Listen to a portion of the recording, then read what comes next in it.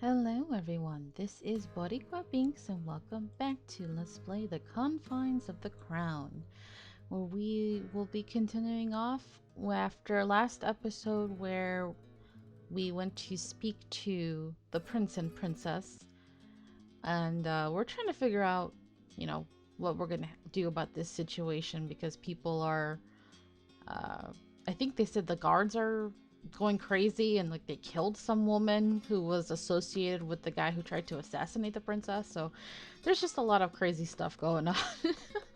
Ugh, politics, man. So they think that they are better off. Also, she takes less of their coin and talks than the other nobles. What? No, she doesn't. She sets different taxes, that's all. It comes to the same in the end. Can't tell you that, just what I've heard in the halls. Well, it's not true. That's exactly why Mother was criticizing.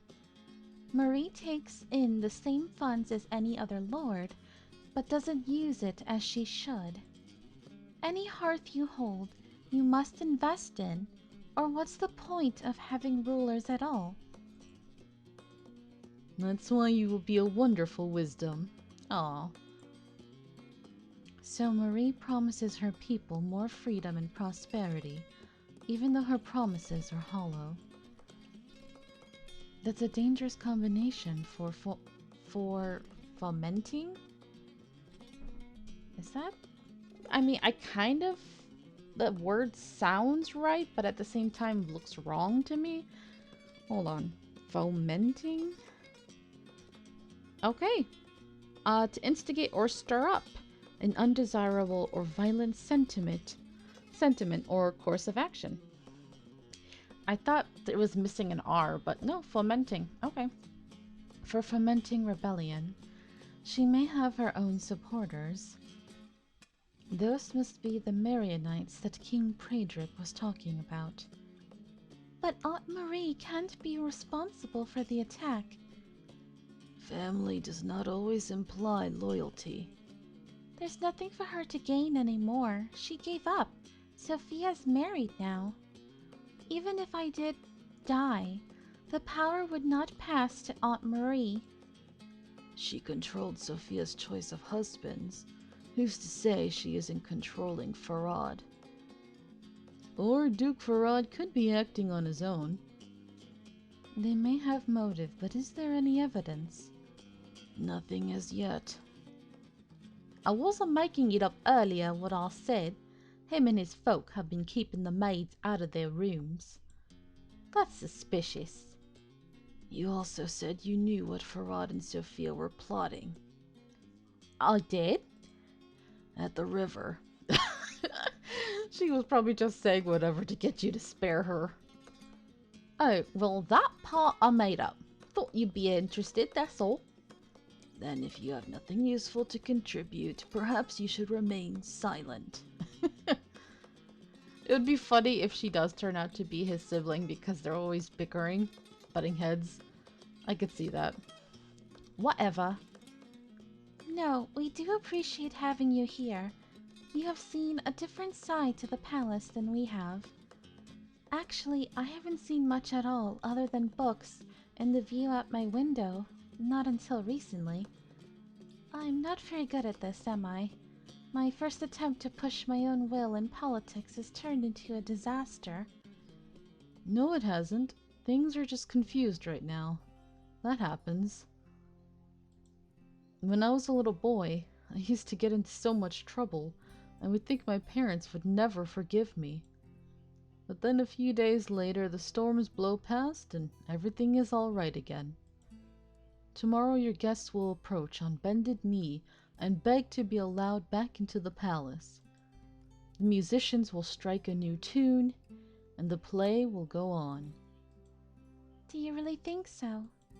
It's hard enough to imagine one of your guards wanting to harm a sweet and generous princess like you. Wow, he's, what a smooth talker. More than one would be beyond belief. You are too kind. Uh-oh. Uh-oh, Madeline, what are we gonna do? Uh-oh. Faced with such a display of sugar, Callum and Dolores roll their eyes almost as one. They're like, get a room. This is my room. I wonder if my own face looks as sour. Whatever the morrow may bring, for now we must deal with today. For the protection of the princess, we should all remain together and on guard until tomorrow, then regroup. Until tomorrow? You mean spend the night in Cassidy's quarters? That's, a bit scandalous. There is plenty of space if we find more cushions, and none of us are alone, so we are chaperoned. Oh, like a little sleepover. It will be just like an adventure, camping in the wild. I don't think the floor of a royal bedroom quite counts as a camp in the wild. With normal service cancelled, we'll need food and other supplies. Dolores, get to the kitchen and... Oh, no, I am not going out there alone again. She's right. It isn't safe. Madeline will go with her. I will what? The two of you can handle it, can't you? Wow, Oscar. What the heck? Right. Certainly. I mean, it makes sense because they're both the servants here, so... yeah. Perhaps I'm being overly suspicious, but it seems like he's trying to get me out of the way. Yeah. I suppose it gives him more time to make eyes at Cassidy. Oof. Which is a good thing. I'm not a child to cry over spilled milk, and it is unbecoming of me to behave otherwise. I'm getting a lot of mixed signals here from Oscar. But to be fair to him, Madeline keeps pushing him away, so he has every right. Ugh. It hurts. It's uncomfortable. Progress is being made. Our future looks promising, so long as we can all remain safe until the palace comes to its senses. As we leave Cassidy's chambers, we find the guards intimidating, a meek little maid. Oh, she's cute. She has freckles. Let's see. Please, sir, I was only sent to deliver. Did you steal that? No, it is a present. He snatches the tiny box from her grasp and hands it to another guard. Have that checked carefully. See where it's from. Please, I was sent to give this to her enlightened highness. How do we know it's not poisoned? You could be in league with a pharmacist. No! Where were you the night of the ball when her highness went missing? What the hell? Calm down, y'all. In my prince's quarters. I think you know something you're not telling us. Maybe we should take you for questioning. Please, let me go. Well, looks like the guards are still hard at work defending their princess. You see why I didn't want to play errand girl? Does this matter? Like, does this affect anything? I kind of worry. If I speak up, will I screw things up? But I would feel horrible to let this poor girl be murdered or tortured or whatever. Of course, I want to say something. But I don't know. Leave her alone. She's Prince Gaston's maid. She's not a threat. Oh, so you work for Gaston. Okay. I've only met her once, and that briefly, but it seems obvious enough that she means no harm. After all, I know she wasn't involved in kidnapping Princess Cassidy. We've got orders. Your orders are to guard the princess. You've done that. She'll leave now. Very well, Your Honor. Oh, that's right. I have a title now. Ha ha! Cassidy's proclamation seems to have some benefits. Dolores and I make our way down towards the kitchens through the servants' hallways. It wasn't so long ago that she was guiding me through these same halls on my quest to rescue Princess Cassidy. At least that was what I thought she was doing. I now know that it was nothing but a false trail. It wasn't a bad plan. She muddied the waters quite effectively. If her actions had been for a better cause, she might have been a good agent. The difference between us is that she wasn't serving anyone but herself. What will you do when this is over? You said you were planning to leave the palace. Well, I guess at this point would have given us time to bond with her if we had decided to go on her path. I'm curious about what her path would be like. I don't know. I mean, she's interesting. I'm curious about her. Very curious, very suspicious. That's right. I want to set up for myself. Farming, maybe. I'd like to see something grow. So why haven't you? If you don't want to work here, why didn't you leave and be a farmhand? I don't want to be anyone's hen. My hands are for me. If I can buy land and grow my own food, I'll never have to rely on anyone else ever again. Is that what their ending would be? Them two becoming farmers together? That's kind of cute. To get there, I need coin, that's all. That's why you wanted the ransom. But it wasn't yours. It wasn't right. Is it any more right that you're born with a silver spoon and I'm born with fleas? All I want is a chance to make the choice for myself. To be free. If I were free to choose my life. But no one is ever truly free. Ooh, girl. Tell me about it. Even in the real world. As we reach the servants' entrance to the kitchens, the door is suddenly opened from the other side. Oh, we've seen her before. A woman steps out so hastily that she nearly collides with Dolores. I didn't see anything. She hurries away. Okay. What was that? Afraid of thumbscrews, or thinks we are. Better get in before someone picks the shelves bare. She was stealing food? As much as we are.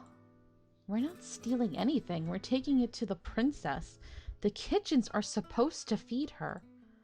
And the servants are supposed to be fed as well, so what's the difference? If you're going to make a run for it, you might as well take your share. Come on, I want to get out of here too. Are things really getting that bad?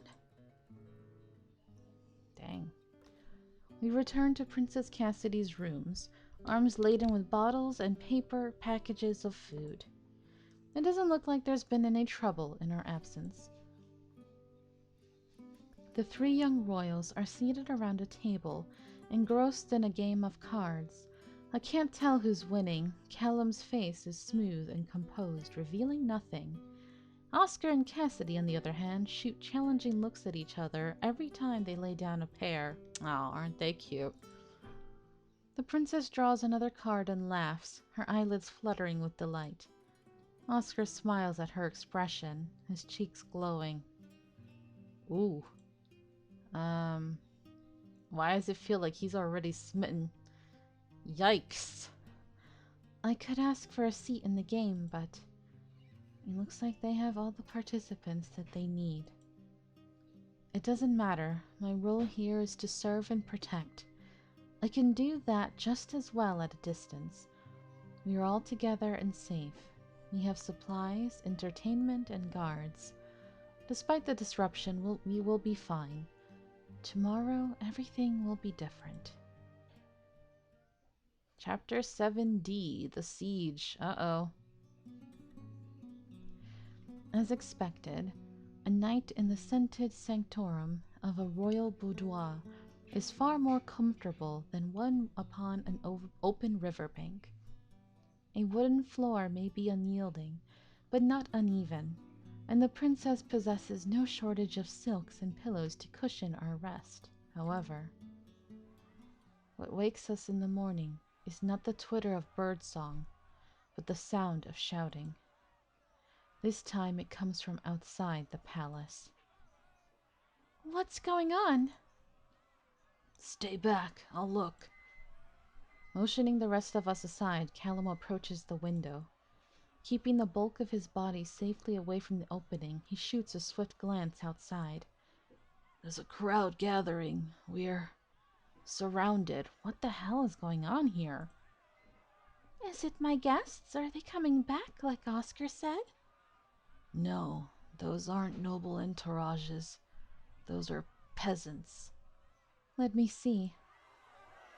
Through the glass, I can make out the people gathered below. Even at this distance, it's plain to see that Callum is correct. Men and women of varied ages have gathered around the palace outskirts. I can even see a child here or there clinging to the shelter of adult legs. Most wear clothing that bears a strong resemblance to the blankets of my dungeon bed, rough and undyed. Some of them carry long sticks. Oh no. What did y'all do to piss off the people? Is this about the taxes stuff? Like, what's going on? And they are angry. Commoners, a mob, a revolt? I don't know. What? Why would my people be in revolt? We haven't done anything. I mean, there haven't been any new laws or actions recently that would provoke a response. Lynched the maid, but that's just business as usual, way. Oh. Yeah, I guess that's it. I don't believe a single maid could have that many angry relatives. Perhaps if she came from a village further from the palace, somewhere that everyone knows everyone else. The entire population might have turned out in protest if they thought she was murdered. What does Oscar know about small villages? He was raised in a castle. Even I have no real experience in something like that, and I'm at the fringes of gentle birth. Can't imagine they care enough to risk being next for the noose just to cry over Raquel. I agree. That many people would never gather unless they saw something to gain. They're like vultures waiting to tear us apart, but only if they can find a weakness. My people are not vultures. I don't know what's wrong. Ignore them. Stand strong and they will lose interest and turn away. I don't think that's the best way of handling it either. The storms will blow past. That's what Oscar said yesterday, wasn't it? I hope he's right. In any case, my lady, we must tend to your needs. Oh, what needs are those? Your breakfast, of course. And I'll suppose you expect me to fetch it again. If you would be so kind, we'd be very grateful. Is there any left? Right. Did she blush? Oh, she did. Oh my. Damn, Oscar, you smooth. It seems Oscar's sunny countenance is capable of thawing even Dolores' temper. All right, we'll see what's available. Hopefully some of the staff return before the trouble started. Dolores and I prepared to head out into the palace hallways. You can't pass. What? New orders. Nobody in or out. Not even the princess. That's mad. You going to fetch their lordships their food, then? Can't do that either. We're staying right here. What's going on? The guards quickly bow their heads to her. Your Highness, there's a large force arrayed outside the palace gates attempting to gain entry. They're trying to break in? The guards are hard-pressed to hold them back. There have been a number of injuries. Extra guards have been assigned to the lower windows to repel attempts at scaling. Despite precautions, we cannot be completely certain that the hallways are secure. Until that threat is dealt with, no one may pass in or out of these rooms. It's not just a mob, it's a siege. The others are clustering closely behind me to hear the news. There's an actual battle at the gates? Surely the guards are better armed than the angry horde. Long rifles. Take too long to reload between shots. One man with a gun is no match for a surge able to absorb losses. The guards are too outnumbered and the enemy too close. Shoot and you kill a few easily, but enrage the rest. We are not here to murder our own people. Wait, It looks bad to have piles of bleeding bodies lying in front of your palace. If the guards cannot use violence to disperse the siege, won't they inevitably be overwhelmed? Reinforcements have been summoned from nearby barracks. The castle will soon be secure. It's only a few hundred restless villagers full of wind, lies, and ale. Not a problem. What lies? Nothing you need to know to worry about, Your Highness. If lies are being spoken about the crown of Gwelinor, I need to know. Well, it's the usual sort. Death to the impostor, long live the true princess, that sort. Death? Don't you worry, Your Highness. We know who the true princess is. We're all loyal here. Today's guard detail seems friendlier than yesterday's did, but they won't be swayed from their orders. Who the hell? Like, okay. Let's say she really is an imposter. Why does it matter to the common folk? You know what I mean? Like, why do they care? All I could think is that someone, a rival, like her aunt or whatever, is pushing the people saying, "Ah, they lied to you about this. Who knows what else they're lying to you about? Wouldn't it be better if you get rid of them so that I can take over?" You know, that's the only thing I can think of. Because honestly, would I really care about a prince or princess not being who they're supposed to be? I don't think I would really care. We can't leave. Well, so much for breakfast. We'll just have to wait. We're not helpless. Even if someone slipped past the guards, we could defend ourselves. We did before. If they just let us through, we'd be done and back in no time. The guards are only following orders. It's not safe. I don't like being trapped in here like a bird in a cage. Ah, but you're used to this, aren't you? He's no longer speaking to me. His attention has drifted to Princess Cassidy. I shouldn't complain about being held back for a few hours when you have waited so much longer to be free. It's all right. Sometimes I felt trapped here too.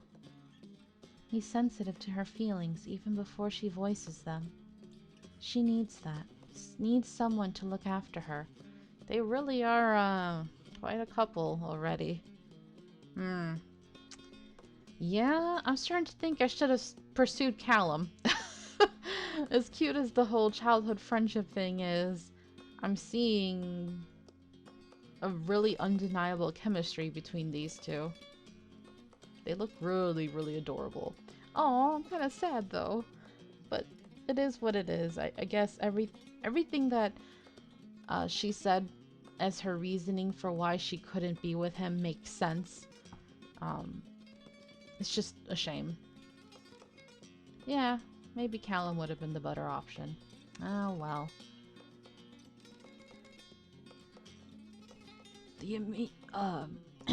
Mr. Emo Boy over here. The immediate concern is neutralizing this threat. Threat? You heard the guards. Those people outside are plotting to kill my sister. It's Duke Farad's work. It has to be. That talk of imposters and the true princess. With Cassidy gone, Farad would control the heir to the wisdom. Even with blood on his hands, it would take a civil war to unseat him. And Duke Farad is already inside the palace, unless he left. I don't know. To me, I would be really disappointed if he was the bad guy. It's just too obvious. And when we interacted with him and then he warned us, like, I don't know. I just don't want to believe he's the bad guy, okay? Why would he? Here he has access to strike at our heart. In fact, I actually find Nazagi much more sus. The way he was, like, sucking up to Oscar, like, oh yeah, I can be your friend. I'm like, And then Gaston sent that maid. Maybe it's Gaston, I don't know. But aren't they supposed to be dateable? So that makes me, like, less suspicious of them. So I don't know. Unless there's a route where, like, you date one of them and they turn out to be the bad guy, and then you're on the opposite side. You're trying to help them take down the monarchy or whatever. Don't be afraid. He can't reach you. We won't let him. All of us, your guards, your brother, Madeline, me, we will protect you. I'm glad you're here with me. All of you. I'm not glad. If we had to be trapped somewhere, why couldn't it have been the treasury? Or at least the pantry or the cellar or something. Oscar laughs. I was trapped in a cellar once. Is he talking about... Yeah, I think he is. Darn it, Oscar, stop it with the mixed signals. Because the music changed too. I was just a little boy, and I had no idea how to be patient. So when my nurses told me no, I went around them. And of course I thought that anything I wasn't meant to touch had to be a special treasure. So I snuck into the cellars and found this crate full of jam jars, the bottom crate in a stack hidden from view. The crates were far too heavy for me to shift, but there was a crack between the planks where my hand could just fit.